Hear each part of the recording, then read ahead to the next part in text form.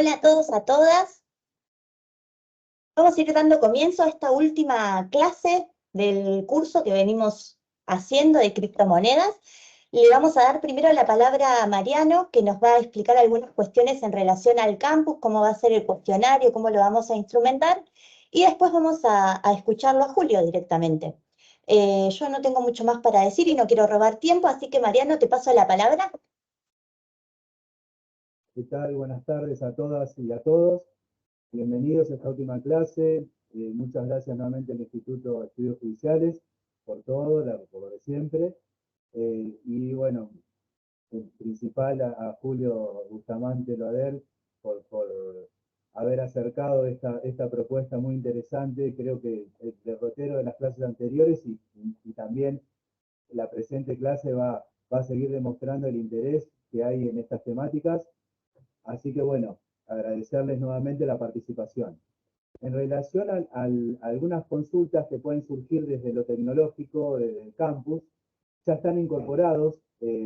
La última clase, esta clase que ahora está en PowerPoint, ya está incorporada al campus, y van a ser subidos en estos días los videos de la clase del lunes y de la clase del miércoles. Así que mañana va a estar disponible un cuestionario que elaboró Julio, en el cual ya con el material que está en las filminas que dio las clases, lo pueden completar, más allá de que tienen disponible, ¿no?, en la bibliografía de consulta que él también les ha acercado y está incorporada también en el campus. Y además los videos que van a ser incorporados. Por eso la idea es dejar disponible a partir de mañana el examen y va a estar disponible hasta el día, toda la feria judicial hasta el día lunes 31, para que puedan completarlo. Tengan en cuenta que va a haber una modalidad de 60 minutos para completarlo, una hora, con 3 intentos, y eso les va a permitir acceder al certificado para aquellos que requieran el certificado.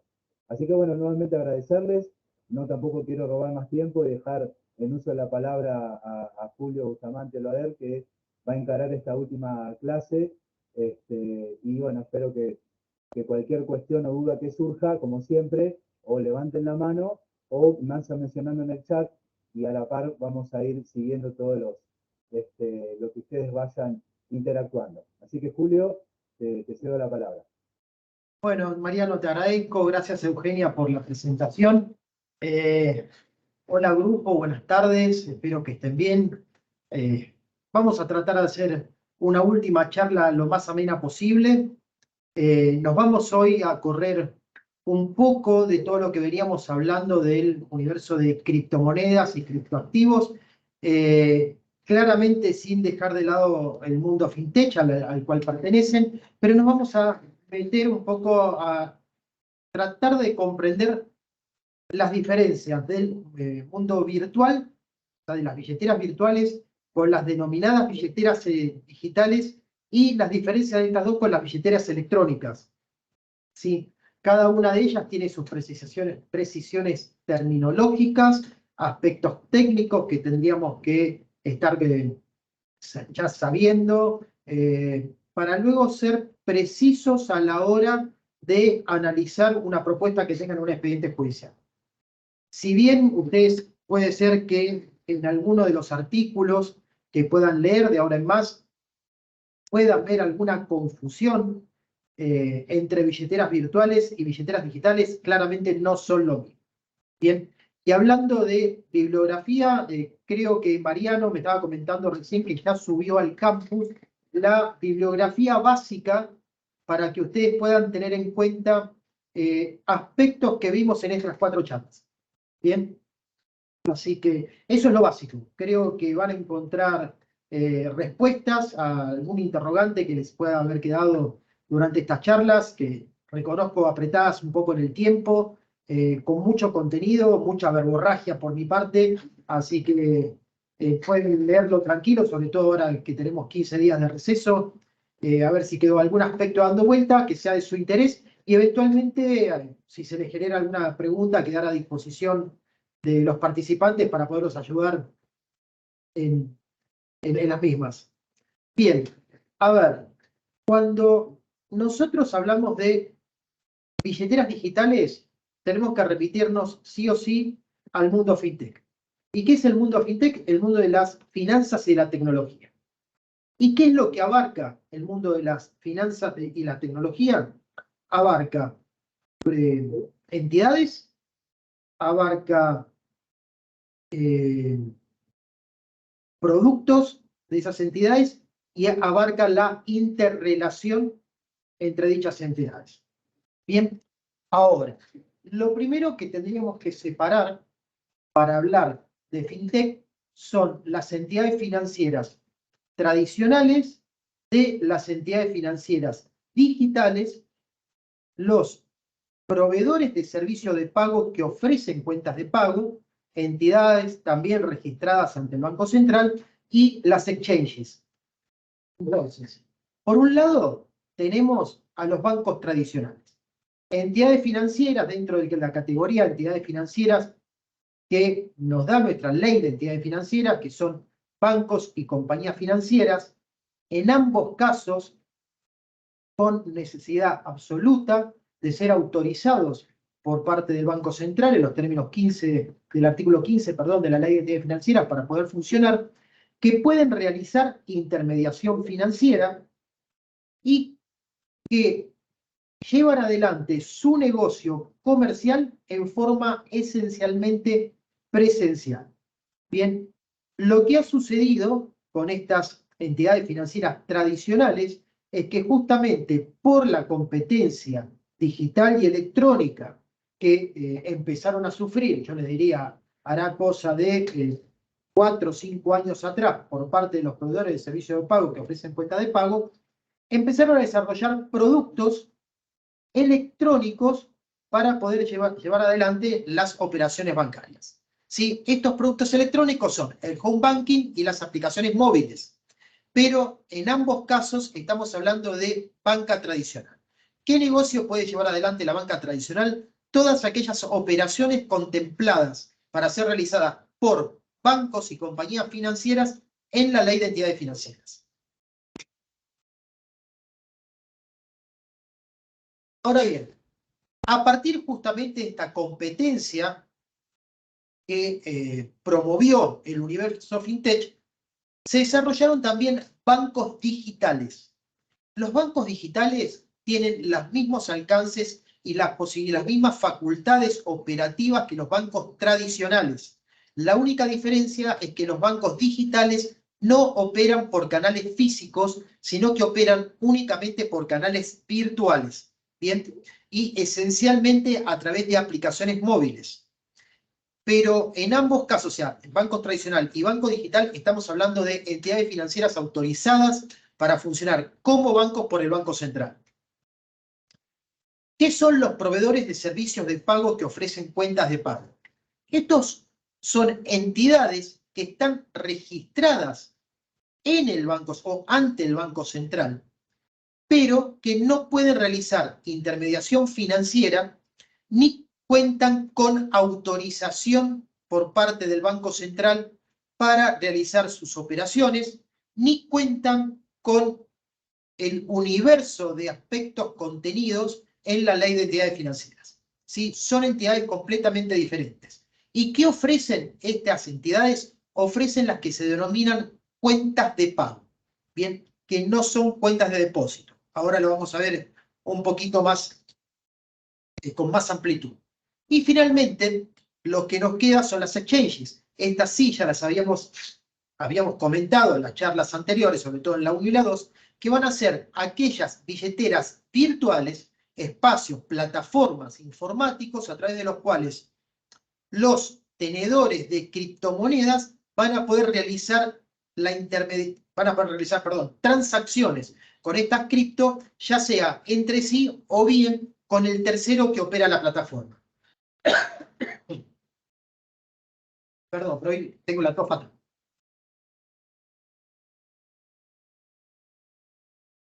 Bien, les comentaba que los bancos tradicionales y los bancos digitales operan esencialmente a través de aplicaciones móviles. Una que realmente es la que conocemos todos y se pueden realizar la casi totalidad de las operaciones bancarias a través de estas aplicaciones.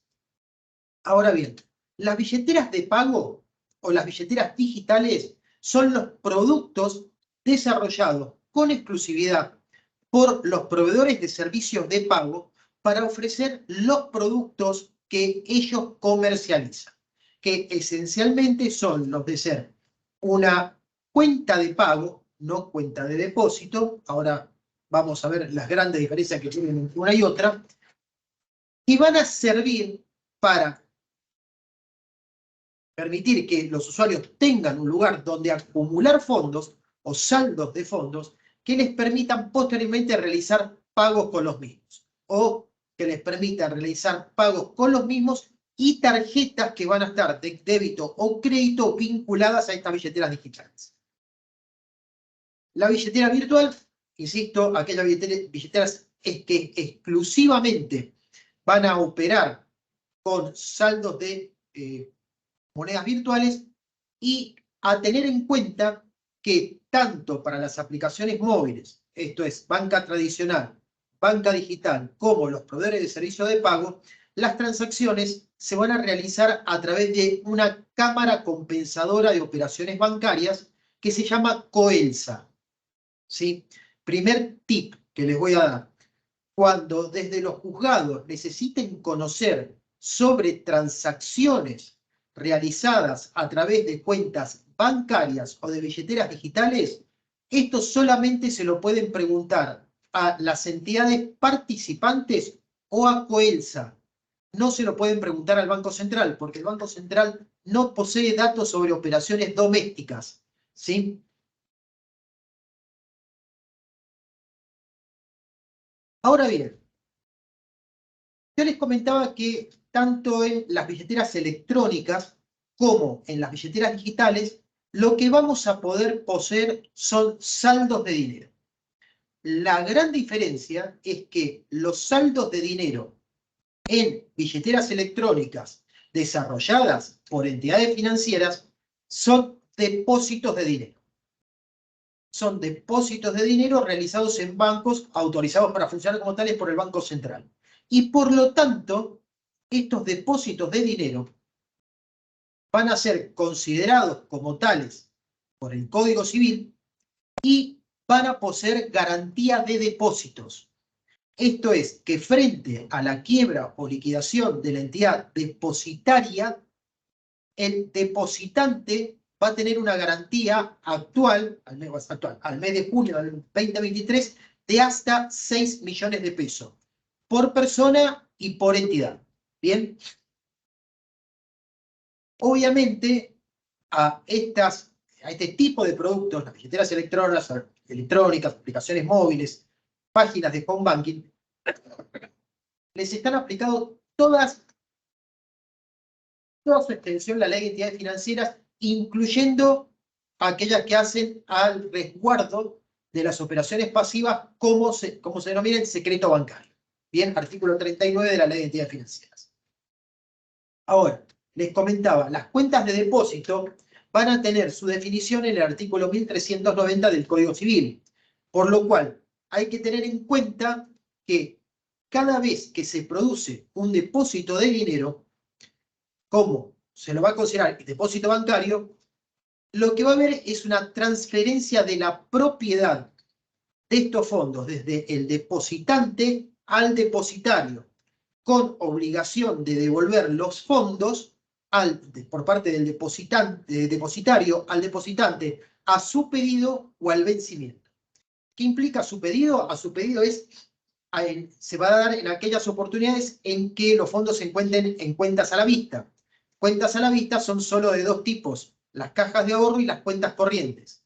Y al vencimiento del plazo abarcará la cuenta que nos queda, que son los vencimientos de los certificados de depósito a plazo fijo. Bien, estas son las tres estructuras de cuentas de depósito que vamos a encontrar definidas en el 1390. Y las tres cuentan con el régimen de protección del secreto bancario. Ahora, los saldos de dinero en billeteras digitales no pueden ser considerados saldos bancarios y por lo tanto no pueden ser considerados depósitos. O sea, las características que van a compartir un saldo y otras no reúnen la condición de ser consideradas cuentas de depósito. por definición de Banco Central, los saldos de dinero en las billeteras digitales son cuentas de pago, se las considera cuentas de pago. Bien, a ver, al no ser depósitos, no van a ser, no pueden estar alcanzadas por el régimen de garantía de los depósitos y al no encontrarse alcanzados por el régimen de la Ley de Entidades Financieras, no van a estar alcanzados por el secreto bancario a operaciones pasivas, que tutela las operaciones pasivas. Respecto a la definición de Código Civil, ya nos vamos a tener que correr de la definición de depósito bancario, que les comentaba en la slide anterior, pero vamos a alcanzar la definición de depósito irregular, que tiene características muy similares a las del depósito bancario. Perdón, porque justo entró una consulta al chat. Tampoco tendría la garantía del BCRA para responder en ese caso, ¿cierto? Pregunta Luciano. Mira, Luciano, un comentario adicional. El BCRA no garantiza los depósitos.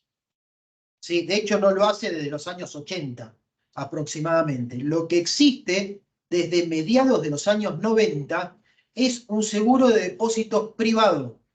Los seguros se encuentran, los depósitos se encuentran alcanzados por la suma que se va actualizando, de hecho, mes a mes, por una sociedad anónima que se llama Seguro de Depósitos, que de hecho la constituyen todas las entidades adheridas al régimen de seguro de depósitos y el Estado Nacional. Pero el Banco Central no garantiza depósitos, perdón, como sí lo hacía antes de los años 80. ¿Bien? Cuando vamos a tratar de buscar una definición o una naturaleza jurídica, para mejor decir, dentro de la estructura del Código Civil para los saldos de dinero en billeteras digitales, creo que al igual que en las billeteras virtuales nos tenemos que correr a la definición para depósitos irregulares. ¿Qué nos dice el Código Civil para los depósitos irregulares? Si se entrega una cantidad de cosas fungibles, dinero, que no se encuentra en saco cerrado, se transmite el dominio de las cosas, aunque el depositante no haya autorizado su uso o lo haya prohibido. El depositario debe restituir la misma calidad y cantidad de cosas. Ahora, si bien considero que le es aplicable los términos del depósito irregular a los saldos de dinero en billeteras digitales, lo que tenemos que tener en cuenta es que el Banco Central, por normativa, que es esa que está citada en esta slide,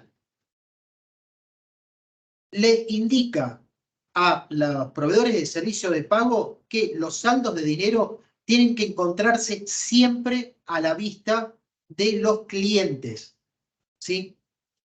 Salvo que los clientes den su expresa autorización para constituir con esos saldos de dinero lo que se denominan fondos de inversión en dinero. Ejemplo, para no confundirlos con la terminología. Cuando ustedes ven publicaciones o notas periodísticas donde dicen que determinadas billeteras digitales ya están pagando un interés similar a la de los bancos, no es que la billetera digital paga un interés. Lo que está generando un interés es el fondo de inversión al cual la billetera digital, por autorización expresa de sus clientes, está enviando los saldos de dinero. Si ustedes ven, por ejemplo, la aplicación de hoy, Mercado Pago, que dice rendimiento de fondos, y le pone una estadística similar al 84-85% anual, entonces, lo pueden comparar con un plazo fijo, es del 97%, o sea, bastante similitud. Lo que le está mostrando Mercado Pago es cuánto es el rinde del fondo de inversión que armó con su dinero. Y este fondo de inversión de dinero se llama así porque están constituidos en productos de depósitos en plazo fijo o cajas de ahorro únicamente. ¿Bien? Julio, Sí. Ahí preguntan, hizo un comentario Claudio Ibarra, mencionó a Cedesa, que es, ¿no?, la empresa de seguros de depósito, ¿no? Exactamente, Cedesa es Seguro de Depósito Sociedad Anónima. Y si pregunta si otro de los compañeros pregunta si no se encontraría abarcado, por ejemplo, por ese tipo de seguro. Ahí, Luciano, no entiendo tu pregunta. ¿Qué es lo que no se encontraría abarcado?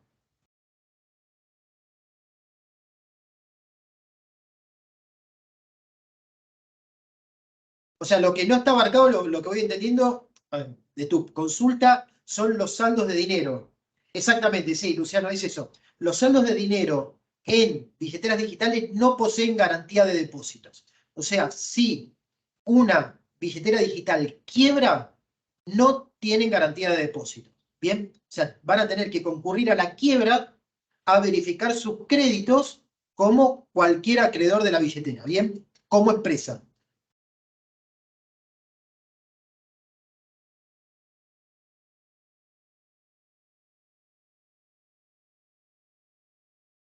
Ahora bien, yo les comentaba que para poder operar dentro de la banca tradicional o digital, las entidades tienen que tener una autorización especial, que es la autorización del Banco Central. ¿Qué nos dice la Ley de Entidades Financieras?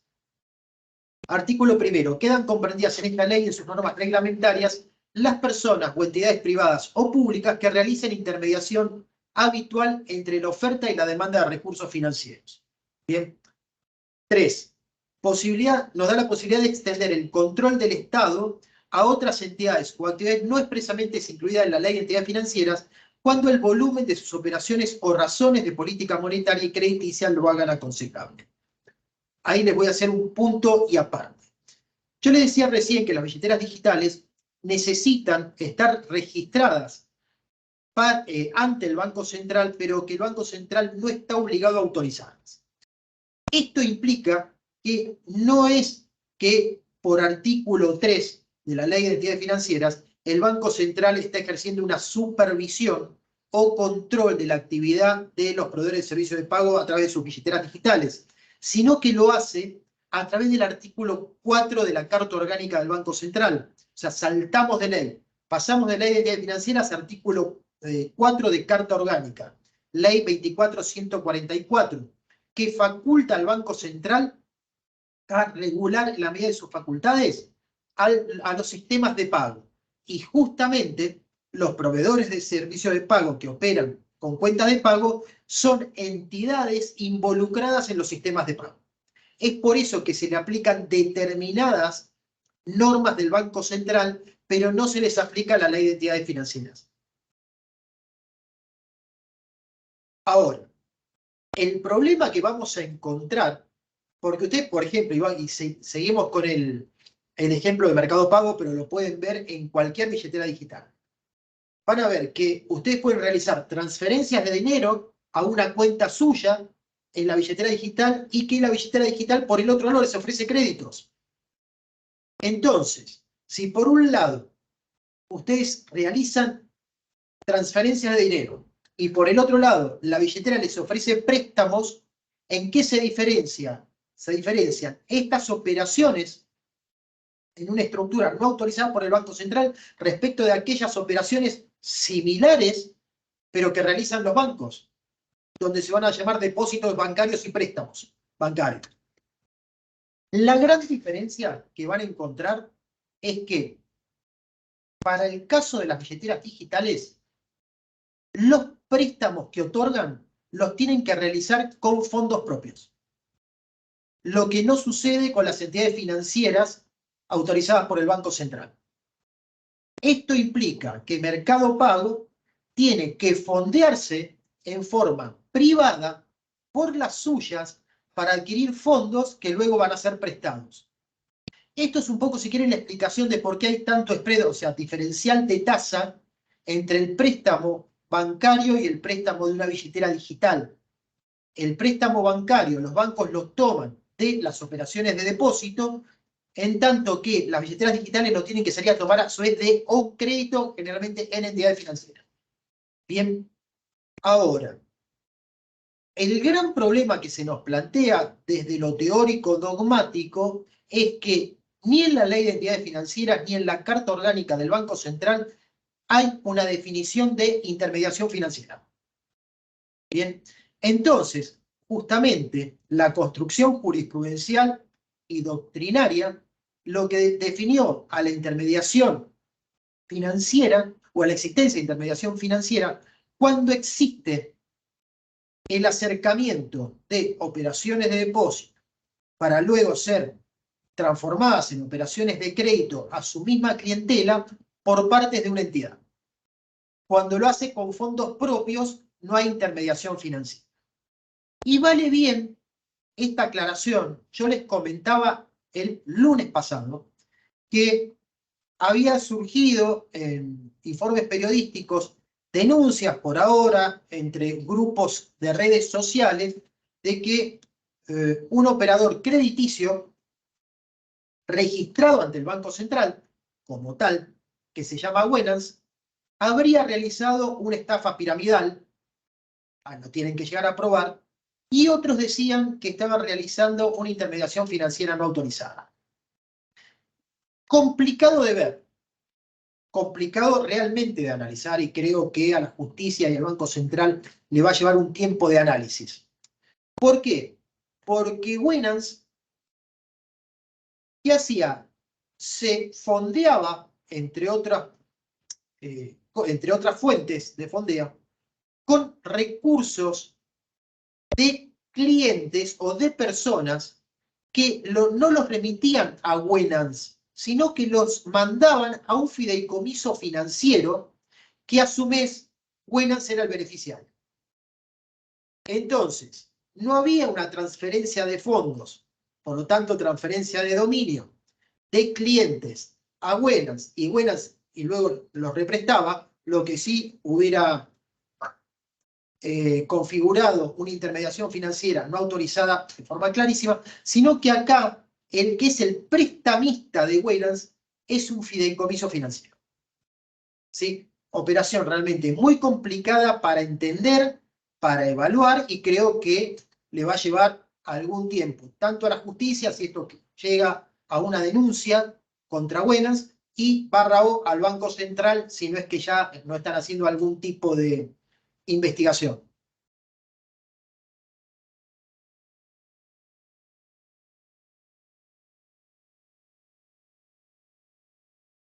A ver, cuando hablamos de billeteras, llámese billetera virtual, billetera digital, billetera electrónica, lo que vamos a tener es un software. ¿Sí? Vamos a tener una plataforma electrónica para realizar determinado tipo de operaciones. Eso es lo que vamos a encontrar y que van a ser asimilables desde el punto de vista de la utilidad y de la versatilidad a estos tres tipos de productos. Y justamente lo que diferencia la actividad de un proveedor de servicios de pago de un banco tradicional, y aún muchas veces de los bancos digitales, es la experiencia al consumidor. ¿Sí? Si ustedes ven estadísticas, sobre todo las estadísticas provistas por la Cámara Fintech, van a ver que la experiencia al consumidor que opera con proveedores de servicios de pago, como billeteras digitales, es mucho más satisfactoria que aquellos que operan a través de la banca tradicional. Ahora, yo les comentaba recién estos tres tipos de billeteras, digitales, electrónicas y virtuales. Entonces, a lo que nos convoca es a repasar nuevamente cuál sería la definición de dinero electrónico y si esta definición de dinero electrónico es asimilable a una definición de moneda virtual. Y en la realidad no lo es, porque dinero electrónico es un asiento, es una forma de asentar dinero fiduciario. Pero el dinero siempre es fiduciario, esto que es moneda de curso legal. Bien, y estas sí vamos a encontrar para este caso definiciones específicas en normas. La primera definición específica la vamos a encontrar en una directiva de la Unión Europea del año 2009. Recuerden, la primera moneda virtual, Bitcoin, es del año 2009. O sea, lo más probable es que esta definición haya sido anterior a la definición de moneda virtual. Describe al dinero electrónico como todo valor monetario almacenado por medios electrónicos o magnéticos que representa un crédito sobre el emisor, se emite al recibo de fondos con el propósito de efectuar operaciones de pago y que es aceptado por una persona física o jurídica distinta del emisor del dinero electrónico. Lo que vamos a ver acá es una suerte de confusión terminológica, porque habla de cualquier valor monetario transmitido por medios electrónicos. Y cuando vamos a desarrollar los conceptos nos vamos a encontrar que a los pocos años teníamos a las monedas virtuales a las que no podíamos atender con la definición de dinero electrónico. Pero insisto, esto se da justamente porque la definición es anterior a las definiciones de moneda virtual, donde sí van a encontrar una excelente definición técnica, normativa, y que pueden invocar desde los juzgados por ser de características locales, es en la resolución 300/14 de la UIF. Nuevamente, ya la habíamos citado anteriormente para definir los activos virtuales, las monedas virtuales. Y en esta resolución 300/14 lo define al dinero electrónico como mecanismo para transferir digitalmente monedas fiduciarias. Es decir, mediante el cual se transfieren electrónicamente monedas que tienen curso legal en algún país o jurisdicción. Bien. Una vez ya ahora tenemos definido, por lo menos desde el punto de vista teórico, las grandes diferencias entre billeteras digitales, electrónicas y virtuales. Lo que es justo hacerles saber que, más allá de poder definir con tranquilidad uno y otro caso, si se les presenta la oportunidad de un expediente judicial, donde van a realmente tener una galimatía legislativa, son en las leyes, en la cita de leyes aplicables. Porque realmente es un engorro jurídico la cantidad de leyes aplicables a los sistemas de pago. Entonces, vamos a empezar por el principio. Lo vamos a encontrar en el Código Civil y Comercial de la Nación. Lo vamos a encontrar en la Ley de Entidades Financieras. Lo vamos a encontrar en la Carta Orgánica del Banco Central. Lo vamos a encontrar en la Ley de Tarjetas de Crédito. Lo vamos a encontrar en la Ley de Defensa del Consumidor. Lo vamos a encontrar en la Ley de Protección de Datos Personales. Lo vamos a encontrar en normativa del Banco Central y lo vamos a encontrar normativa de la UIF y probablemente lo vamos a encontrar en normativa de las Secretarías de Industria y Comercio. Todo ese complejo legislativo normativo tienen que tener en cuenta ustedes como funcionarios y funcionarias judiciales al momento de evaluar un problema con operaciones dentro de una estructura de sistemas de pago. Bien.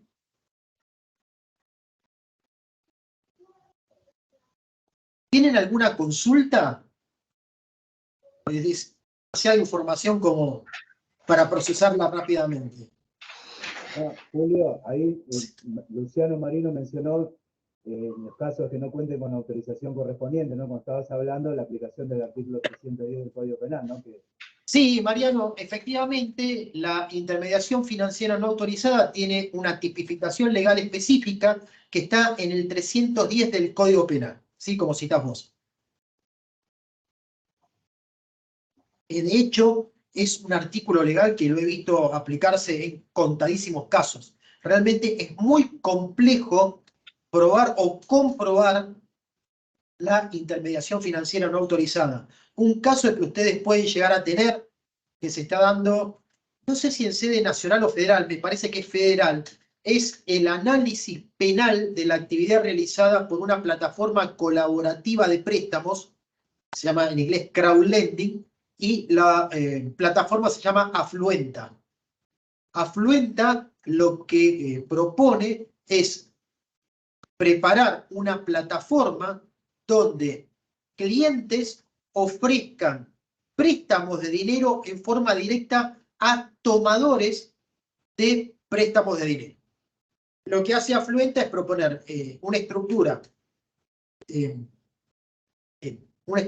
electrónica, un software para que se contacten prestadores y tomadores, haciendo un scoring de los tomadores para que los inversores puedan elegir los productos y personas a quienes destinar su dinero. Bueno, las características de Afluenta fueron consideradas, al menos por parte de la justicia en lo penal, y todavía es un tema en desarrollo, no hay una conclusión ni penal ni administrativa sobre el tema como intermediación financiera no autorizada.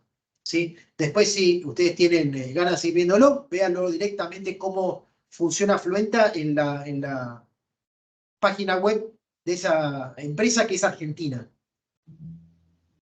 Ahora bien, hablando de las funcionalidades de las billeteras digitales, lo que tenemos que tener presente es que la esencia de la billetera digital es ofrecer cuentas de pago. Y al hablar de cuentas de pago, lo que tenemos que pensar entonces es que el negocio de la billetera es viabilizar pagos. ¿Y cómo va a viabilizar estos pagos? Y lo puede hacer de muchas formas. Lo va a poder hacer en forma directa, lo va a poder hacer agrupando distintos medios de pago que no están interconectados entre sí. Lo va a poder hacer agregando productos dentro de una billetera digital. Lo va a poder hacer facilitando los pagos a través de transferencias inmediatas o pagos a través de transferencia. Y todo en un contexto de regulación por parte del Banco Central. Ahora, justamente lo que también van a ver es que tanto el producto ofrecido con similares características por entidades financieras como aquellos ofrecidos por proveedores de servicio de pago, justamente son así porque el Banco Central quiso supervisar, quiso que los proveedores de servicio de pago se encuentren registrados en un ámbito regulatorio determinado para analizar productos que pueden llegar a competir entre sí, para llegar a analizar cuáles son los componentes de los productos ofrecidos, justamente para evitar intermediación financiera no autorizada, para evaluar los mecanismos de fraude, para revisar los alcances de las comunicaciones a los usuarios de estas plataformas, entre otros aspectos. A ver, y lo que efectivamente han generado estas billeteras digitales son un impulso a la actividad financiera en un sentido amplio de la palabra, porque no solamente ofrecen productos a través de estas billeteras digitales, sino que las entidades financieras, para poder competir en un mercado altamente complicado, es similares productos en las características que proponen las billeteras digitales. Bien, eso es lo que permitió que el Banco Central ampliara el universo de sujetos alcanzados por este artículo 4 de la Carta Orgánica del Banco Central. Entonces vamos a tener que, a través de una billetera digital, vamos a poder realizar transferencias, tanto a otras billeteras digitales como a entidades financieras. Vamos a poder recibir fondos, tanto de una entidad financiera como de otras billeteras digitales. En ambos casos, seamos o no titulares de esas cuentas cruzadas. Se van a realizar transferencias tanto del tipo inmediato como diferidas. Se van a poder realizar pagos por transferencia. Esto es, se van a poder realizar la cancelación de obligaciones con un comercio a través de una transferencia de fondos. Bien, que obviamente la transferencia va a ser inmediata. Se van a poder enlazar a través de una plataforma de pagos productos que no son originarios de esa plataforma de pagos. Y esencialmente también se van a poder transferir fondos a un tercero que no esté integrado a esa red de billeteras digitales o de entidades financieras, incluyendo el depósito de dinero en efectivo. A ver, acá hay una consulta. Sí, que no quedó clara la diferencia entre billetera digital y electrónica, pregunta Cristian Castillo. Bien. Ahí la encontré, perdón. Cristian. La billetera electrónica la vamos a denominar a la billetera que promueve o cuya aplicación promueve un banco tradicional o digital. En cambio, la billetera digital es el producto que promueve un proveedor de servicio de pago que ofrece cuentas de pago. ¿Bien? Uno lo vamos a tener esencialmente en el ámbito no fintech y en el otro totalmente dentro del ámbito fintech. ¿Cuál sería el punto, si quieren, difuso en el medio? El de la banca digital. ¿Bien? Pero esas son las diferencias entre billetera electrónica y billetera digital. Y la llamo esa diferencia porque la billetera electrónica lo que va a contener es saldos de dinero electrónico. ¿Bien?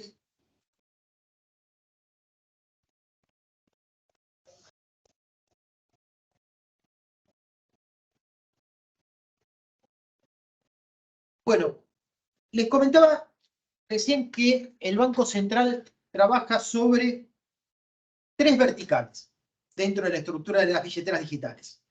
Simplificación de pagos digitales, mecanismos para la verificación, identidad y prevención de fraudes y alerta para los consumidores. En cuanto a la simplificación, el Banco Central tiene numerosas normas contenidas en distintos textos ordenados de sistemas de pago.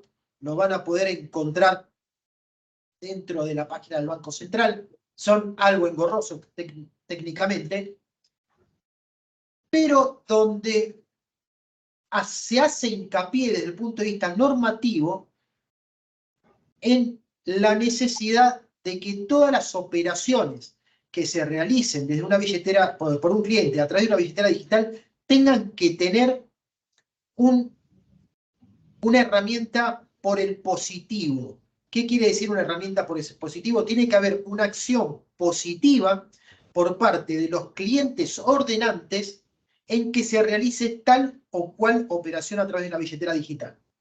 Por ejemplo, aquellas billeteras digitales que se denominan agregadores, llámese Modo, bien, una que conocemos todos, lo que se necesita para que a través del Modo se enlacen cuentas bancarias en distintas entidades financieras y cuentas de orden en distintas billeteras digitales es una aceptación específica por parte del cliente. La billetera digital no va a hacer ninguna operación por la negativa, como era hace un par de años atrás en términos generales con las entidades financieras. Respecto a la... Acá tenemos a alguien que está muy ansioso. Me ven un cachito. Está haciendo una pregunta de embargos. Sí, Maru Rodríguez. Sí. Ansiosa, perdón. Maru, si me das 5 minutos, ahora llegamos al específicamente, vamos a hablar de medidas u oficios dirigidos en forma genérica, llámese de informes o con cautelares contra billeteras digitales. 5 minutos. Medidas de prevención del fraude. En los últimos 2 años, especialmente, el Banco Central trabajó muy fuerte en las medidas de prevención contra el fraude bancario y en las billeteras digitales. ¿Por qué? Porque justamente la pandemia fue el ámbito temporal propicio para los delincuentes informáticos en cometer una enorme, pero terriblemente grande cantidad de delitos informáticos, especialmente asociados al phishing.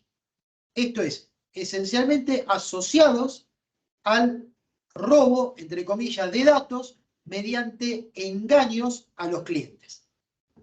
Entonces, en lo que trabajó el Banco Central, y es norma de aplicación tanto a entidades financieras como a billeteras digitales, es en los factores de autenticación de los clientes al momento de hacer operaciones, en la carga de dobles códigos de validación para realizar otro tipo de operaciones y en esencia en la incorporación de datos biométricos a los fines de determinar la existencia o no del cliente.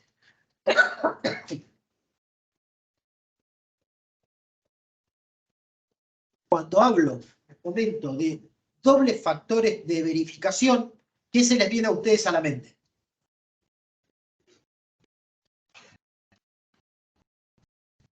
Tarjeta de coordenadas. Bien, es una de esas que teníamos hace tiempo. Token. Bien, esos son los dobles factores de validación. ¿Qué otros factores de validación están utilizando las entidades financieras y billeteras digitales frente a una operación no habitual? Como por ejemplo, el cambio de una dirección de mail. Luciano, efectivamente, ahí me dice biométricos. Biométricos. Pero, por ejemplo, frente a un pedido de efectivización de préstamos preacordados, existen a su vez terceros factores de validación, porque se puede robar la clave del home banking, se podrá hacer efectivamente y entre comillas el código token, pero muchas entidades y billeteras lo que están haciendo es, frente al pedido del préstamo, es incorporar un mail remitido a la casilla de mail denunciada por el cliente en el perfil de la home banking o en el perfil de la billetera. ¿Sí? Entonces estamos pasando del factor de validación a los dobles y triples factores de validación.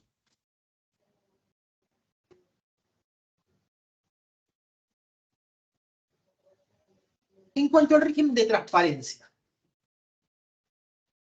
lo que es importante para el cliente de una billetera digital, es que sepa y reconozca, debiendo aceptar que ha leído los términos y condiciones con un clic. Y ahora vamos a hablar un poco de los clics, qué significan. Que conoce que ese depósito de dinero no cuenta con garantía de los depósitos y que la billetera digital, el proveedor de servicio de pago, no es una entidad financiera. Esos son los dos aspectos principales del régimen de transparencia sobre los cuales se requiere la expresa mención en las billeteras digitales. Bien, si ustedes acceden a la plataforma de cualquier billetera digital, si van a términos y condiciones, van a ver que esencialmente los primeros términos y condiciones son estos dos. A ver, Joaquín pregunta.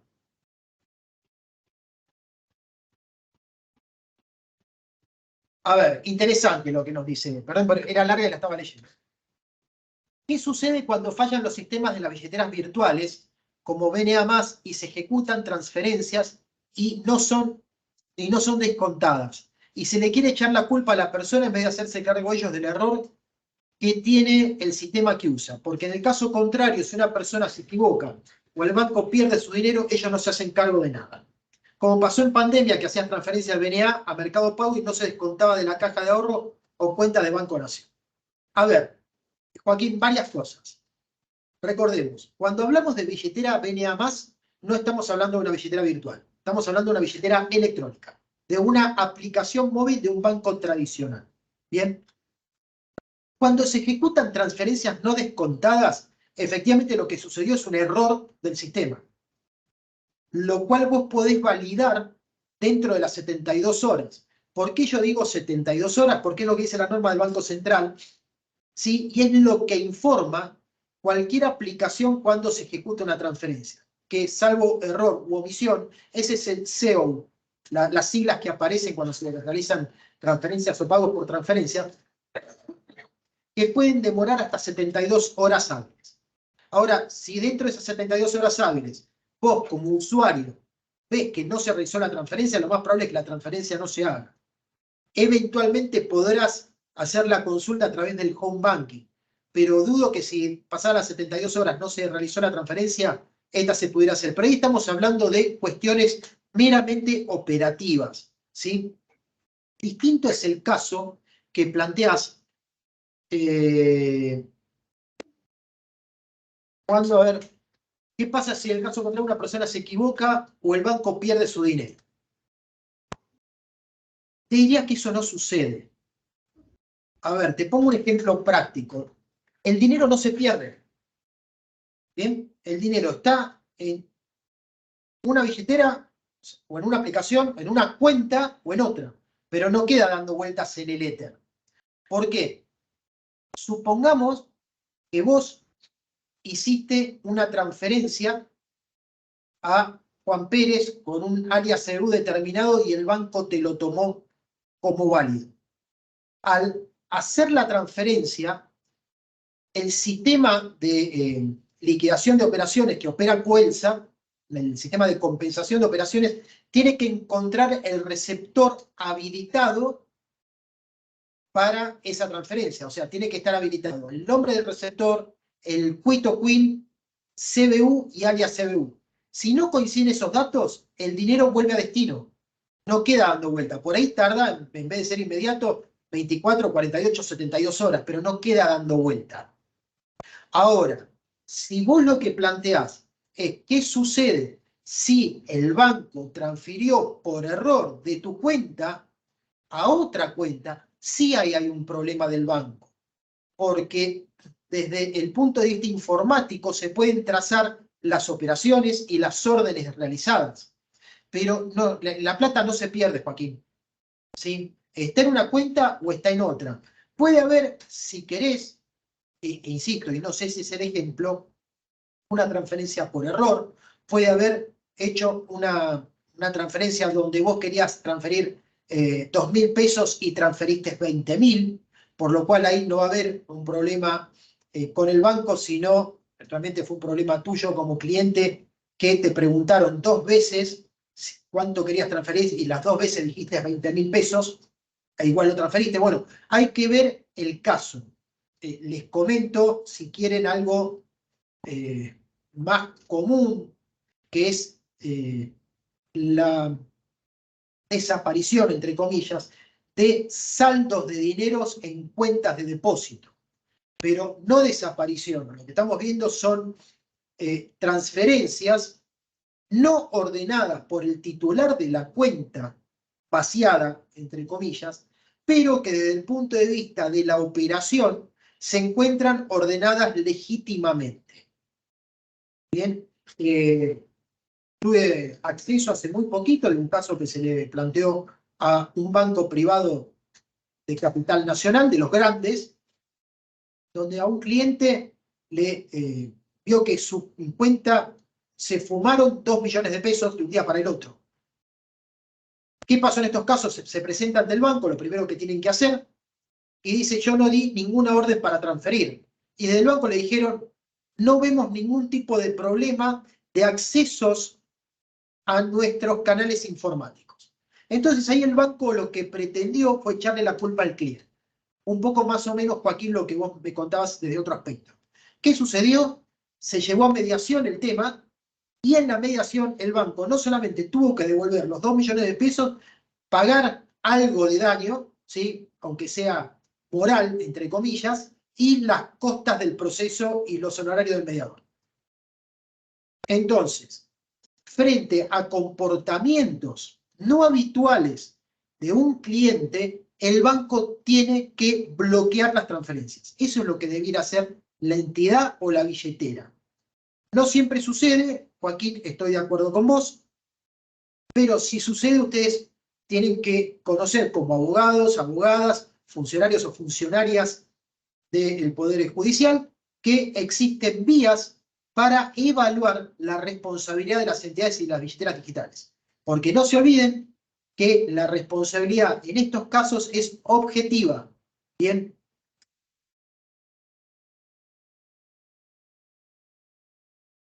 Sigamos.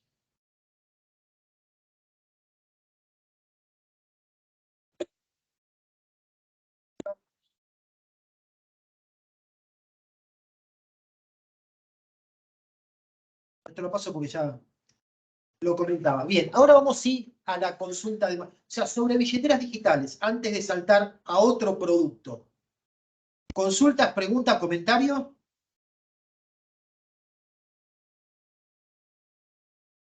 No. Bien. Sigamos. Maru nos consultaba recién por embargos contra billeteras digitales. Entonces, vamos a ampliar un poco el espectro de preguntas y vamos a decir, es cómo se realiza la prueba de informes y el envío de oficios de embargo, sobre todo en esto último, que es lo que atañe a los juzgados, a una billetera digital. Bien.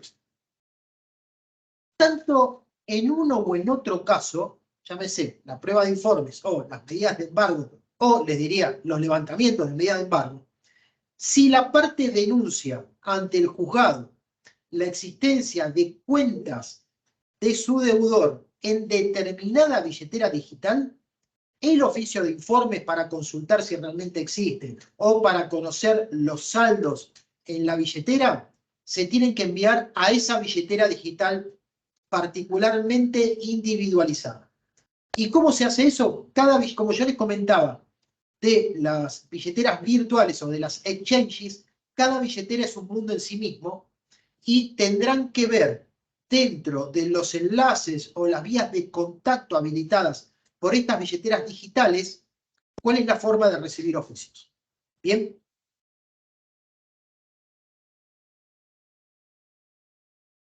Esto obviamente en la medida que la billetera digital no esté adherida a Augusta. O sea, no vamos a dejar a la plataforma de la Corte en el camino. En eso, Julio, te quería comentar, estamos ya haciendo gestiones con Mercado Pago, Mercado Libre ya hace un tiempo para incorporarlos, y lo que sí está incluida, y tenemos domicilios electrónicos, es de Compensadora Electrónica S.A. Por eso está incluida y tiene domicilio electrónico para requerimiento de oficios, por ejemplo. Y luego estamos tratando de incorporar a las billeteras virtuales. Siempre el inconveniente ocurre en el contacto, ¿no? de cada uno de los funcionarios o empleados que están a cargo de las plataformas digitales. Generalmente no tienen un grupo de abogados vinculado a los oficios solamente, sino que además tienen otra área de tecnología. Entonces es complejo tratar de lograr la generación de domicilio electrónico. Pero sí se está gestionando en ese sentido. Bien. Sí, yo les comento por las dudas que justamente ninguna billetera digital está adherida a la plataforma DEOX, que es la plataforma del Poder Judicial de la Nación y Federales. O sea que el problema que tienen en la provincia es el mismo problema que tienen en Nación. ¿Bien? Entonces, esto es, yo les comentaba, cuando existen billeteras individualizadas. Ahora, ¿qué es lo que pasa cuando la parte lo que les pide es, a través de un oficio de informes o directamente, librar medidas cautelares contra billeteras digitales indeterminadas? El juzgado puede decir dos cosas. Primero, señor, mire, yo no estoy para esto, salga y averigüe, y después me avisa, lo cual es muy común en algunas jurisdicciones de nación. Dos, hacerle lugar a la parte y ordenar un oficio de informes para que el Banco Central le informe al juzgado las billeteras digitales / entidades financieras donde opera el cliente DNI o quit tanto. Bien, el demandado, perdón, no el cliente. Y el Banco Central les va a contestar dónde tienen cuentas abiertas. Ahora, lo que no podemos saber en el Banco Central son si esas cuentas efectivamente se cuentan operativas, ¿qué quiere decir? Que tienen movimientos, y si tienen movimientos, ¿cuál es su saldo? Pero como mínimo, ustedes como juzgados pueden llegar a conocer dónde dirigir un posterior oficio de embargo. Entonces, ya el universo se les achica bastante. Les comento, la cantidad de billeteras digitales existentes autorizadas en este momento ya supera las 200.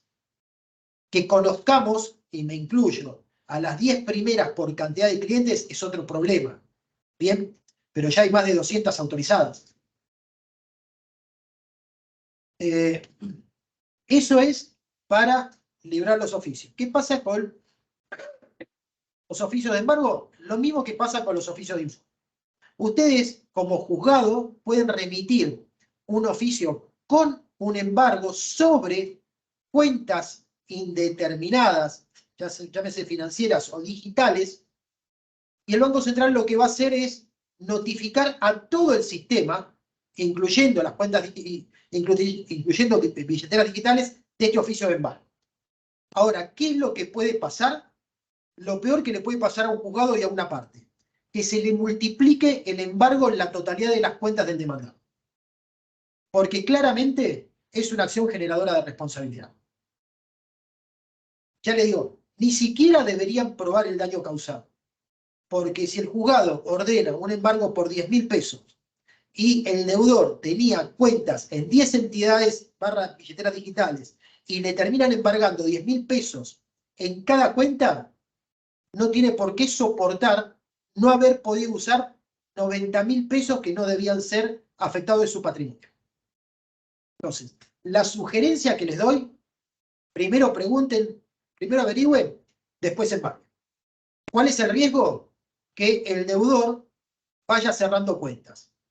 Pero es un riesgo que creo que si la parte no está denunciando cuentas, debiera ser asumido. Ahora, si ustedes me preguntan cuánto tiempo demora el Banco Central en emitir una notificación, ya sea en un pedido de informes o de un embargo, son no más de 10 días hábiles. Bien. Y obviamente, desde el punto de vista administrativo, todos los oficios que recibimos son manejados con absoluta reserva. O sea, no se comparten con absolutamente nadie. Y cuando el Banco Central los notifica, lo hace a través de una comunicación reservada. ¿Qué quiere decir esto? Que no son comunicaciones publicadas en la web. De hecho, están publicadas en la web del Banco Central, pero solo tienen acceso a las entidades financieras y las billeteras digitales. No tienen acceso a los clientes como sí pueden hacerlo con el resto de las comunicaciones. O sea, con las comunicaciones A, B, C y P, cualquier persona tiene acceso a las publicaciones. No lo puede hacer con las comunicaciones D, de dedo, que son estas comunicaciones del tipo reservadas. Ahora, esto es respecto a embargos. Ahora, ¿qué es lo que pasa o cómo veo yo o cómo opera la medida cautelar de inhibición general de bienes en cuentas de depósito o en cuentas de pago? Opinión personal. No estoy para nada de acuerdo en que se adopten inhibiciones generales de bienes respecto a cuentas de depósito o cuentas de pago. ¿Por qué? Están trayendo una medida procesal pensada para bienes transferibles, llámese bienes muebles registrables o inmuebles, a cuentas de depósito, donde tenemos bienes fungibles. Entonces, no solamente es una medida que pareciera ser procesalmente extraña a las características de la medida que quiere adoptar el juzgado, sino que lo que van a hacer con esta inhibición general de bienes es producir el bloqueo total de las cuentas de depósito y cuentas de pago de los deudores. Y cuando yo digo bloqueo total de cuentas, ustedes piensen, cuenta sueldo. Ustedes piensen, cuentas de persona que recibe alimentos. Cuentas de trabajadores de la construcción. O sea, todas estas cuentas quedan, a través de las cuales el gobierno nacional paga planes sociales. O sea, cuando lanzan una inhibición general de bienes, lo que están haciendo es producir el bloqueo total del acceso. Y yo no estoy tan seguro de que todos los juzgados piensen que están produciendo lo que están produciendo. Yo lo que les digo es lo que sucede. Y ha habido algún juzgado federal, porque realmente el tema nos hizo transpirar bastante, donde había ordenado la inhibición general de bienes en causa penal de distintos requeridos. Lo que fue notificado al sistema financiero produjo el bloqueo del 100% de las acciones comerciales a través de esas cuentas. Y a los pocos días tenemos un oficio de menos de 24 horas, porque creo que lo tenemos que responder en un par de horas, donde el juzgado nos preguntaba quién había ordenado el bloqueo de las cuentas. Y es ahí donde yo dije, evidentemente el juzgado nunca pensó en lo que estaba haciendo. ¿Y qué es lo que tuvimos que salir a hacer? Es salir a decir que la inhibición general de bienes no debía producir el bloqueo de cuentas. Y es ahí donde produje el otro problema, porque me empezaron a llamar los bancos a preguntarme si no producían el bloqueo general de cuentas, cuál era el alcance de la inhibición general de bienes. Y yo ahí donde dije, hasta acá llegué, le dije, les paso el contacto del juzgado, llámenlo por teléfono. Porque realmente fue inentendible. A ver, a lo que voy. No promuevo la inhibición general de bienes claramente, no solamente por los aspectos procesales que les comentaba, sino por los aspectos operativos. A ver, pareciera ser mucho más factible que el juzgado ordene un embargo general de fondos, con o sin monto. Sin monto, la verdad, me suena también complicado que se lo concedan, pero existen, antes que una inhibición general de bienes. Digo, por lo menos con el embargo general de fondos, ya saben de qué medida procesal estamos hablando. Con la inhibición general de bienes, no. ¿Y qué pasa con la anotación de litis? Con la anotación de litis, antes que con las billeteras digitales, sí es posible enviar un oficio al Banco Central informando que determinado crédito se encuentra sujeto a evaluación judicial. Porque justamente, como les decía antes, no vaya a ser cosa que estemos hablando de un préstamo tomado por vías fraudulentas. Entonces, es lógico que existan estas medidas cautelares, y son completamente posibles, de anotación de litis. Entonces, lo que hace el Banco Central es, en su central de deudores, es marcar de que la calificación comercial que está informando el Banco Central se encuentra sujeta a evaluación judicial. Y esto aparece así informado en la página web del Banco Central, entrando por el central de deuda. Y esto es así que debiera también alcanzar, y de hecho lo hace, a las billeteras digitales, porque los créditos otorgados tanto por entidades financieras como por billeteras digitales están informados en la central de deudores. Bien.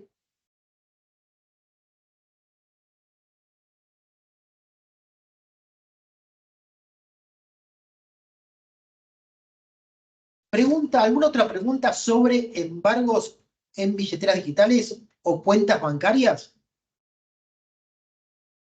Ahí quizás un comentario de lo que recién dijiste, que me parece que coincido, en cuanto a que la inhibición tiene por objeto bienes, y cuando uno inhibe un contrato o una serie de contratos, que para mí eso es lo que es una billetera electrónica, o sea, uno está confundiendo, digamos, las herramientas con el objeto. O sea, uno puede embargar dinero, pero no puede embargar una cuenta, porque la cuenta en sí no es un bien, sino que es un contrato. Entonces tendría que ir por otro lado, me parece. Estoy de acuerdo. No alcancé a ver quién hizo la pregunta. Estoy de acuerdo con el comentario. Tal vez mi expresión tendría que haber sido un poco más precisa. Yo lo que recibo son embargos sobre saldos en cuentas. Bien, técnicamente es lo correcto. O dice, trábese embargo sobre las sumas de dinero que se encuentran en cuentas. Bien, porque efectivamente, como dice acá nuestro compañero, la cuenta es el contrato, pero no es lo embargable. Lo embargable es el saldo, ¿sí? Es correcto. A ver, pongo punto suspensivo. No se olviden sobre los embargos sobre bienes futuros, ¿no? O sea, queda el embargo asentado sobre un saldo cero hasta que exista un saldo distinto a cero. Bien, si quieren se las dejo como para que después lo evalúen. Pero en esencia nuestro compañero hizo un comentario acertado. A ver, Marcelo Ruiz nos dice, son ultra gravosos, además que podés estar dictando una medida que impida el giro comercial industrial. Sí, claro. Sí, es lo que sucede. Por eso yo siempre digo, el día que una parte deudora se anime a hacer una acción por daños y perjuicios, por haber sido embargada en multiplicidad de cuentas y en exceso del saldo dispuesto por el juzgado, quiero ver qué pasa a futuro. Pero obviamente que para eso primero alguien tiene que lanzar la primera piedra, ¿no? Bien, vamos, ya nos quedan pocos minutos, vamos a tratar. Sí, a ver, perdón. Sí, puede ser, lo alcanza en 208, probablemente. Sí, Marcelo. Sí, sí. Pero bueno, nada, son cuestiones procesales que les digo hasta ahora no resueltas. Es la realidad. Cuando hablamos de billeteras digitales, tenemos que hablar necesariamente no solamente de la cuenta de pago, sino de los créditos digitales y cómo se implementan los créditos digitales, que creo que es lo que en este seminario más nos va a interesar. A ver, lo que no podemos negar son dos cosas. Primero, que los créditos digitales son posibles, ¿sí? Son jurídicamente posibles, y que los créditos digitales existen y hay un potencial de al menos 10 millones de personas que pueden acceder a créditos digitales. ¿Y por qué digo 10 millones? Porque son esos los últimos números que estuve viendo sobre personas que tienen cuenta en billeteras digitales. ¿Sí? No son personas que prevén tener una cuenta. O sea, lo pongo de otra forma. A esta altura, no conozco gente que no tenga cuenta en billetera digital aunque no lo sepa. Porque, por ejemplo, cuando un banco, cualquier entidad, yo opero con Banco Nación para cobrar mi sueldo, ustedes operan con Banco Provincia, les ofrecen para operar modo, lo que les está haciendo es invitarlo a operar con un proveedor de servicio de pago. ¿Sí? Que tiene un contrato, un convenio como agregador con Banco Provincia de Buenos Aires, y de hecho lo tiene con el total de las entidades financieras. Entonces, fíjense que ustedes adhiriendo a modo, están accediendo a una billetera digital sin saberlo. Y cuando pagan a través de modo con una cuenta en el Banco Nación. No tienen una cuenta en modo, pero sí la tienen en el Banco Nación. Y esta es la forma en cómo se van enrolando cuentas bancarias en billeteras digitales. Bien. Y lo otro que les decía es la importancia de los créditos digitales para los usuarios. Porque, justamente, como les decía anteriormente, la experiencia del usuario utilizando billeteras digitales es mucho más afable, dócil, amena, que el acceso a la banca tradicional, que el acceso a aplicaciones móviles en otros casos. Que para tener claramente una aplicación móvil hay que pasar primero por la banca tradicional. ¿Sí? Porque de hecho la aplicación móvil es un producto de la banca tradicional. Entonces, cuando hablamos de créditos digitales, tenemos que pensar que un crédito digital se tiene que instrumentar, a través de un documento digital, y que este documento digital, definido y contenido en la ley de firmas digitales, a su vez va a tener que estar firmado. ¿Bien? Y esta firma claramente no va a ser hológrafa, sino que va a ser o digital o electrónica. Los dos tipos de firma que se utilizan en la ley 25.500, o sea, que define, perdón, la ley 25.506, ley de firmas digitales. Ley, valga la aclaración, que es anterior a nuestro Código Civil y Comercial de la Nación. Uno es del 2011 y el otro es del 2014.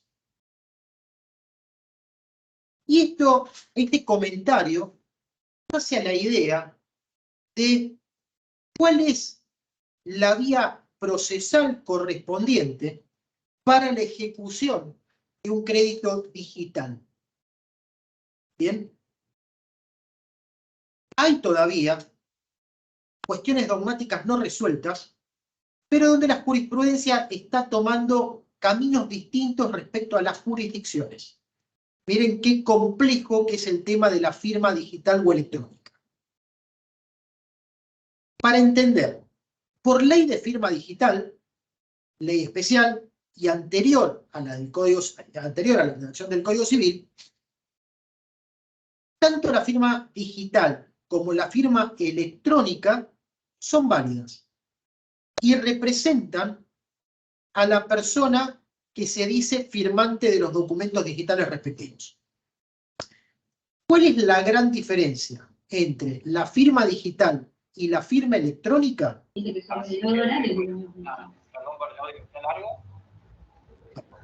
Perdón, Eugenia, fíjate que hay algún micrófono abierto.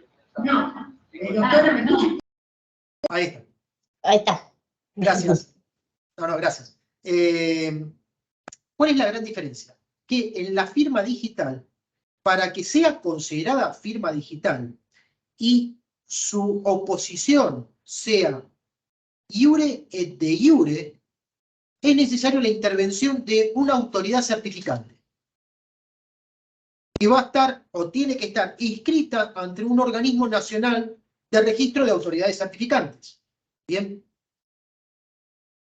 Esta firma digital, por ejemplo, la cual contiene la plataforma Augusta, son aquellas que permiten que sus usuarios tengan una firma digital y los actos producidos y firmados con firmas digitales no puedan ser reputados como no firmados por su autor.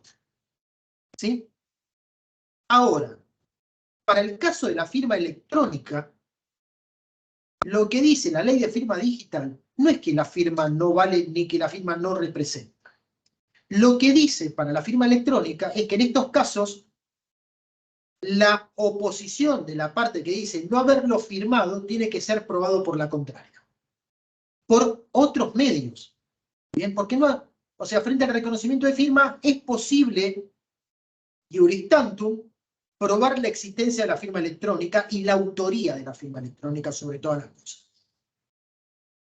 Pero, ¿qué es lo que nos dice el Código Civil? Código Civil, el artículo 288, lo que nos habla, perdón, 287, determina que los instrumentos particulares pueden estar firmados o no, y que de estar firmados se llamen instrumentos privados.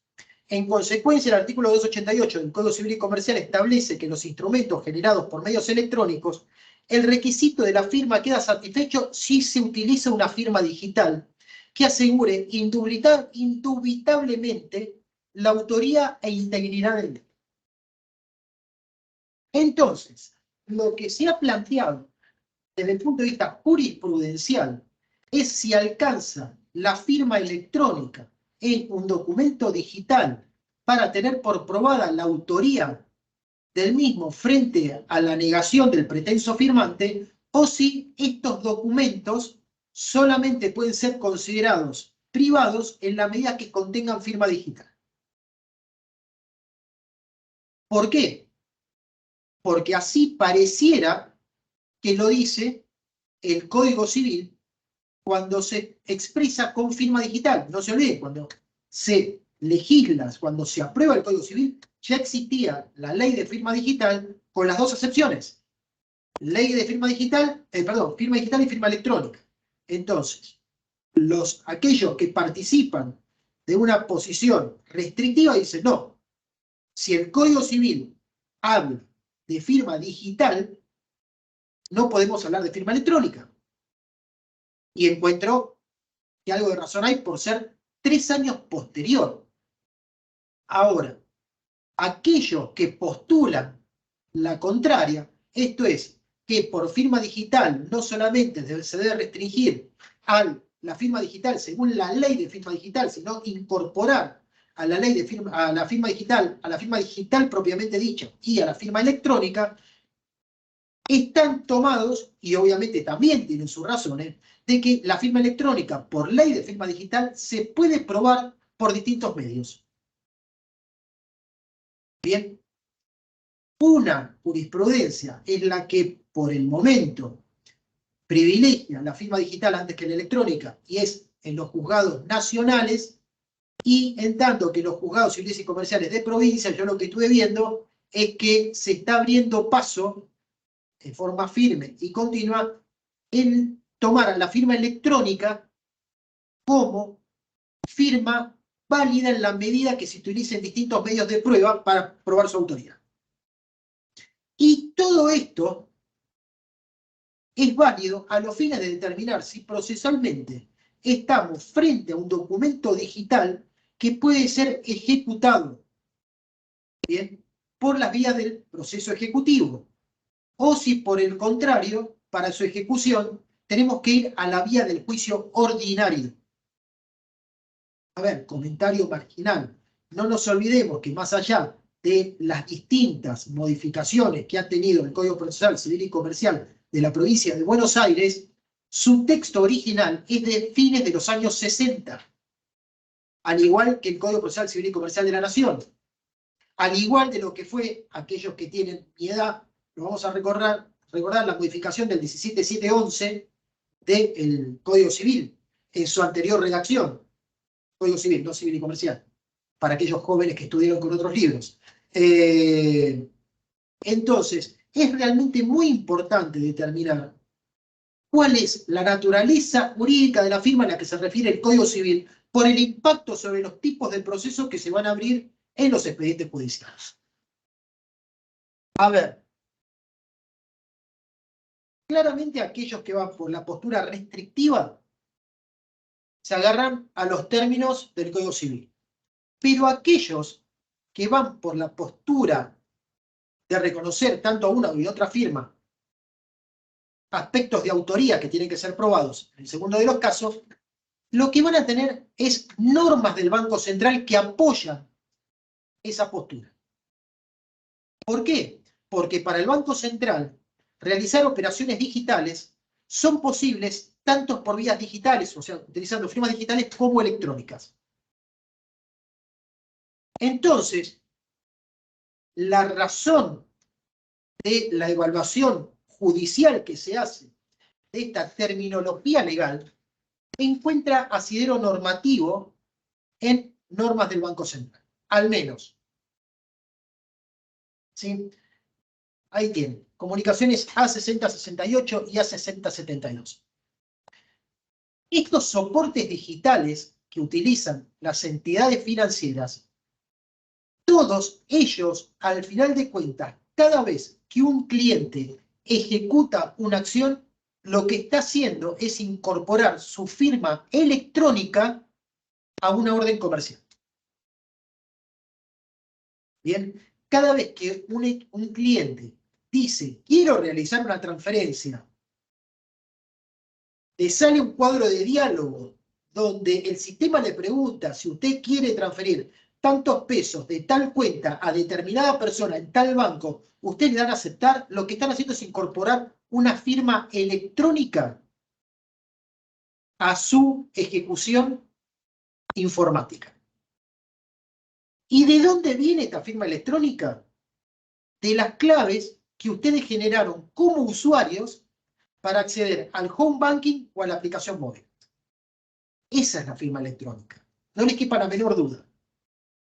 Ahora, insisto, hubo muchos casos, no pocos, en Nación, donde se opusieron a través de un proceso ejecutivo, la ejecución de créditos digitales otorgados a través de plataformas con un aceptar, y los juzgados dijeron, esto no es firma digital, esto es firma electrónica, vayan por la vía ordinaria que los voy a atender con mucho gusto. ¿Sí? Claramente, el negocio de las plataformas digitales no puede existir si a la firma electrónica o a la ejecución de un contrato digital donde se contiene firmas electrónicas, los manden a un juicio ordinario. Claramente, este tipo de ejecución tiene que ir por procesos ejecutivos, para que sirva como negocio. Sí. Hay quizás una salvedad. Ahí quizás Sí. hay un aspecto importante que se está dando en la jurisprudencia, es que si vos tenés firma electrónica, que es la mayoría de los casos, vos podés preparar la vía ejecutiva. Sí, claro. Así, si hay reconocimiento de la firma o si se cuestiona, pero hay una pericia informática, vos tenés acceso. Si tenés firma digital, directamente procede la vía ejecutiva. Ahora, si hay firma electrónica, vos podrías preparar. Eso está diciendo ahora la jurisprudencia, ¿no? Sí, claramente es la última jurisprudencia que yo estuve leyendo de fallos recientes de la provincia de Buenos Aires van por el lado que nos estaba comentando nuestro compañero. Sí, los variados fallos que encontré, todos por el mismo lado. ¿Sí? Hay un fallo de la Cámara de Lomas que justamente dice que queda habilitada la preparación de la vía ejecutiva. Si vos lográs Bien. probar que es tu firma electrónica, seguís adelante con la vía ejecutiva. Claramente. Y esa firma electrónica no solamente se prueba a través de un perito informático, como bien decías, sino que también se prueba por prueba de informes al banco o a la plataforma o a la billetera a través de la cual se generó la firma electrónica. Bien, y son los que van a poder dar los elementos técnicos para poder determinar si existió o no existió la firma electrónica. Ahora, insisto, tema muy discutido a nivel jurisprudencial dependiendo de las jurisdicciones. ¿Bien? Julio, ahí Sí, Mariano. hay otra acotación que hace Claudio Ibarra mencionando el tema del onus probatorio, ¿no? De la diferencia, que ya lo mencionaste, igual el tema de se presume la autenticidad y la autoría en la firma digital y en la electrónica se invierte la carga de la prueba. En ese sentido, si me permitís una acotación, también es interesante remarcar lo que ocurrió dentro del Poder Judicial, ¿no? De lo que es nación, seguiría vigente, ¿no?, la ley 26685 que estableció la posibilidad de firma electrónica y digital. 2011 no fue derogada y hoy a nivel nacional esa legislación se aplicaría. Y en provincia ocurrió una particularidad, y está bueno lo que mencionás, porque los que estén aquí presentes saben que primero se implementó, que fue autoridad certificante de la Suprema Corte de Justicia, de la ley de firma electrónica, y otorgó autoridades de registros a los colegios profesionales, por ejemplo, el Colegio de Abogados, que tenían firma electrónica. Cuando se pudo migrar a firma digital, que en ese caso el organismo nacional otorgó directamente autoridades de registro a cada uno, y no estableció autoridades certificantes, sino autoridades de registro de firma digital, la Corte rápidamente migró la firma electrónica a firma digital. Y ahí se generó alguna discusión porque ya estaba en ese momento vigente el código que establecía en este artículo, ¿no?, que vos mencionaste, lo de la firma digital, ¿no?, esta cuestión interpretativa. En ese caso, lo que hizo la Corte, más allá de la discusión doctrinaria, en mi caso me enrolo en las que entiende que son las dos válidas, está vigente la firma digital, y es una cuestión probatoria, como mencionó Claudio, más allá de mi postura. La Corte, por las dudas, lo que hizo es, si se discutía la autoría y la integridad de la firma electrónica, estableció un procedimiento por resolución de Corte para poder probar.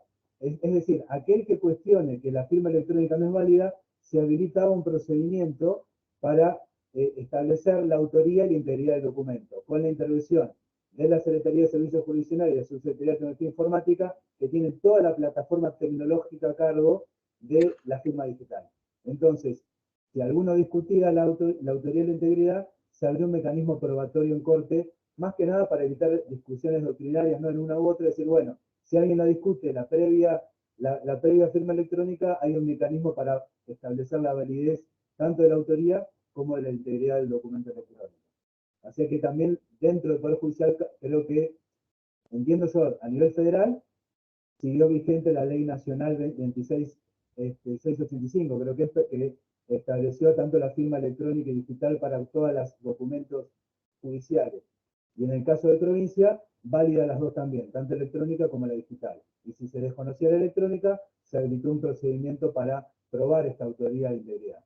Esa acotación quería hacer dentro de lo que es, digamos, lo que es resoluciones judiciales y presentaciones en notificaciones electrónicas, distinto al caso, ¿no?, que estás planteando, que puede ser un contrato, ¿no?, entre privados, ¿no? Pero bueno, ahí hay un norte, por lo menos desde lo que es la óptica de la Corte de Provincia, vinculado a la propia actuación judicial, ¿no? No en el ámbito privado, siendo en lo que tiene que ver con las actuaciones judiciales. A ver, acá un compañero, Marcelo. Es un poco contradictorio que un juez o jueza de la Nación resuelva que la firma electrónica no es válida para preparar la vía ejecutiva, firmando la resolución con firma electrónica. Estoy completamente de acuerdo. A ver, para los que no intervienen con la plataforma de Edox, no la conocen, todos los escritos se suben con firma electrónica.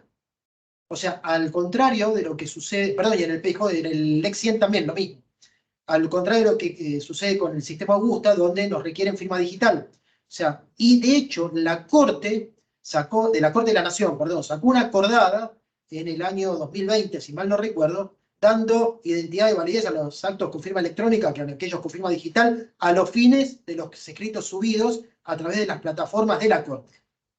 A ver, la pregunta retórica que yo me hago es, para mí me queda claro que la firma electrónica en este tipo de plataformas encontraba su lógica porque salieron todas o se desarrollaron en pandemia.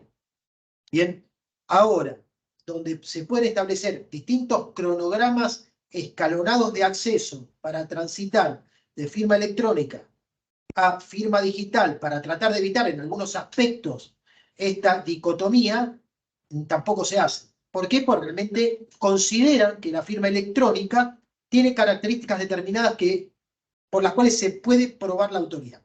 Y sí, coincido con Marcelo, que es muy loco que un juez esté firmando con una firma electrónica, pero por el otro lado, al evaluar la ejecución de un crédito, dice, si no tiene firma digital, no vale el proceso de ejecución.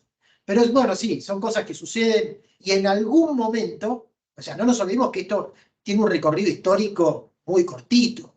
Estamos hablando de un recorrido histórico de muy pocos años, ¿sí? Se va a tener que homogeneizar, pienso, a nivel nacional. Bien. Bueno, 4:05, se nos acabó la hora, se nos acabó el seminario, y yo le diría, bueno, si tienen algo para agregar, háganlo, yo no tengo problema quedarme unos minutos más, quiero respetar sobre todo el tiempo de ustedes, o sea, si es por mí, les agradezco la participación, agradezco a la Corte la invitación, le agradezco a Mariano, a Camilo y a Eugenia por el apoyo que me dieron durante estas 4 sesiones. Quedo a disposición de ustedes a través de Mariano, él tiene mi mail de contacto, así que Mariano, estás autorizado a compartirlo si en el campus te lo piden. Y nada, realmente fue un gusto compartir estas horas con ustedes.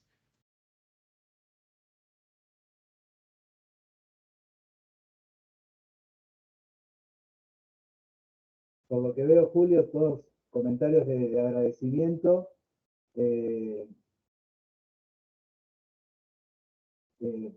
Siguen los agradecimientos y la claridad de la exposición y del material que también proporcionaste. También, de nuestro lado, agradecerte. Creo que son temáticas muy interesantes y muy útiles para el ejercicio de la judicatura, y lo has explicado muy claramente y con mucho detalle y con casos prácticos, así que creo que eso es algo que puede ser de utilidad, tenerlo ahora y a su vez mantener ese material, ¿no? Y todas las clases que diste para el ejercicio profesional, ¿no? Así que también desde nuestro lado agradecerte que hayas formado parte de este seminario y brindarlo también a los magistrados, funcionarios y agentes del Poder Judicial de acá de la provincia de Buenos Aires. Así que también desde nuestro lado el agradecimiento hacia vos. Bueno, Mariano, muchas gracias. Ya le quedo a disposición para futuros seminarios.